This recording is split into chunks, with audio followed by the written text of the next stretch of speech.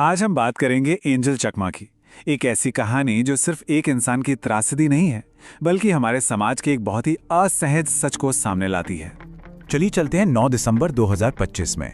जगह है देहरादून और वहां की एक शाम जो यूं तो बड़ी साधारण सी थी, लेकिन असाधारण रूप से क्रूड निकली। तो आखिर ये पूरी घटना क्या थी? इसे समझने के लिए सबसे पहले हमें एंजल चकमा को जानना होगा कि वो कौन था और उसके क्या सपने थे। एंजल सिर्फ 24 साल के एक नौजवान था, एमबीए का स्टूडेंट, और आप जानते हैं एक बहुत ही ब्राइट फ्यूचर उसके सामने था। बस वो अपनी मंजिल के दरवाजे पर ही खड़ा था। वो रहने वाला था त्रिपुरा के ओनाकोटी जिले का और अपने सपनों को पंख देने के लिए घर से इतनी दूर देहरादून आया था। और देखिए, एंजल पर सिर्फ अपने सपनों का बोझ नहीं था, पूरे परिवार की उम्मीदें थी। वो एक बीएसएफ जवान का बेटा था।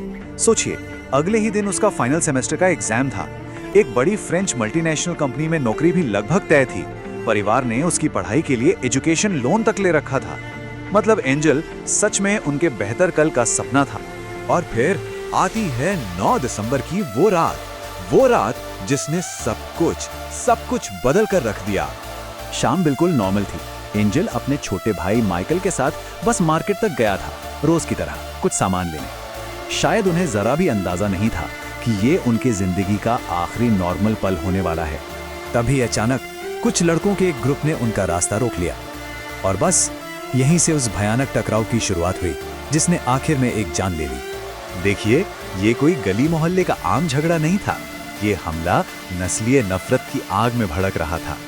रिपोर्ट्स बताती हैं कि एंजल और उसके भाई को सिर्फ उनके चेहरे, उनकी शक्ल सूरत की वजह से टारगेट किया गया। उन पर शब्द फेंके गए जैसे चाइनीज, चिंकी, मोमो। ये सिर्फ गालियां नहीं थी, ये सीधा उनकी पहचान पर हमला था।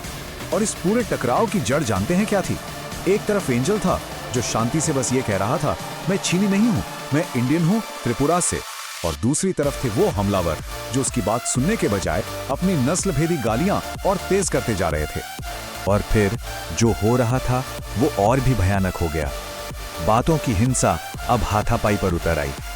जब माइकल ने इन गालियों का विरोध किया तो उस पर एक भारी लोहे जैसे नकल डस्टर से हमला कर दिया गया।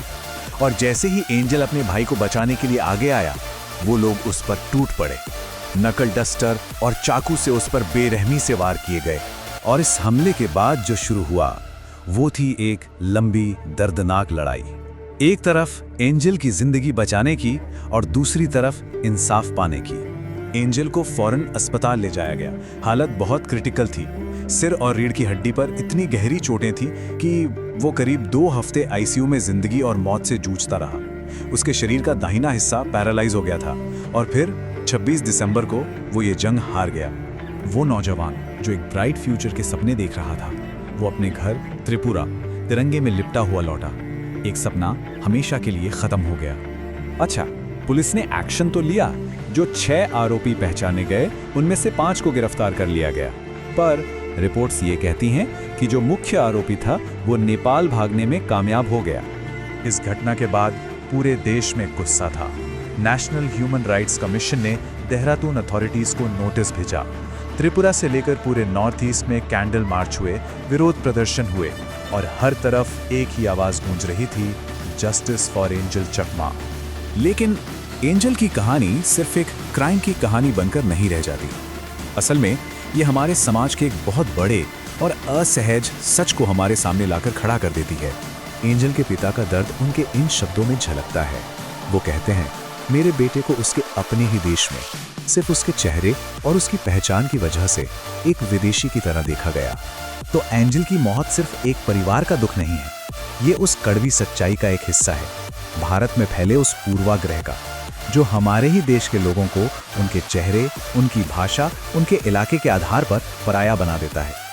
और ये घटना हमें एक बहुत ही गंभीर सवाल पूछने पर मजबूर करती है कि आखिर ऐसा क्यों है कि नॉर्थ ईस्ट इंडिया से आने वाले हमारे अपने नागरिकों को आज भी अपने ही देश में नस्लीय भेदभाव झेलना पड़ता है? क्यों उन्हें विदेशी कहा जाता है? और सबसे आखिर में एक सवाल जो हम सबको खुद से पूछना चाहिए, एंजल चकमा की जान चली गई, पर क्या नफरत का ये सिलसिला अब रुकेगा?